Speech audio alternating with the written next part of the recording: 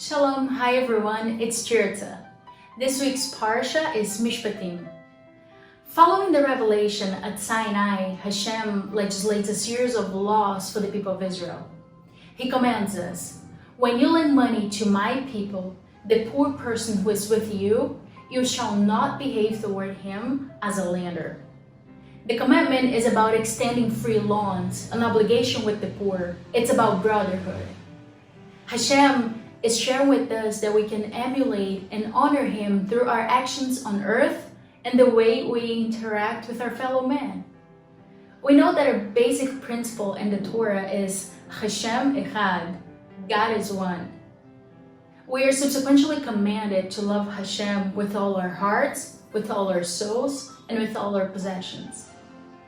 But what does it mean to love the Almighty with all our hearts, souls, and possessions? Well, first, to love Hashem with all our hearts means not to let our love of ourselves turn into a barrier against the love of God. Hashem created us with an ego to act as a counterbalance in order to give us an opposing driving force to connect us to His will.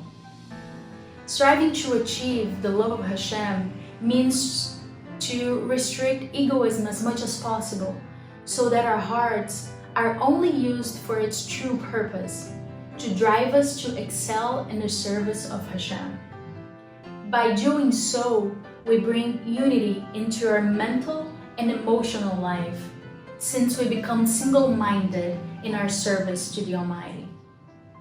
And second, what does it mean to love Hashem with all our souls? The rabbis explain as love Him even if He takes away your soul. Meaning, even if you're required to give up your life for Kiddush Hashem, sanctifying the name of God, we should be able to understand that life itself is a vehicle for accomplishing mitzvot, and not the mitzvot are a vehicle for life. And lastly, loving Hashem with all our possessions. It means to recognize that our possessions are God-given tools to do mitzvot. A person who values his or her possessions for their own sake is creating a limiting barrier to their reach to Hashem, as opposed to widening their awareness of Hashem's involvement and impact in all aspects of our lives.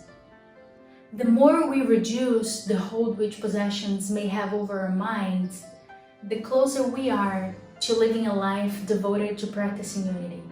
So may, through loving Hashem with all our hearts, with all our souls, and with all our possessions, we achieve unity in the Jewish body across the globe and throughout generations.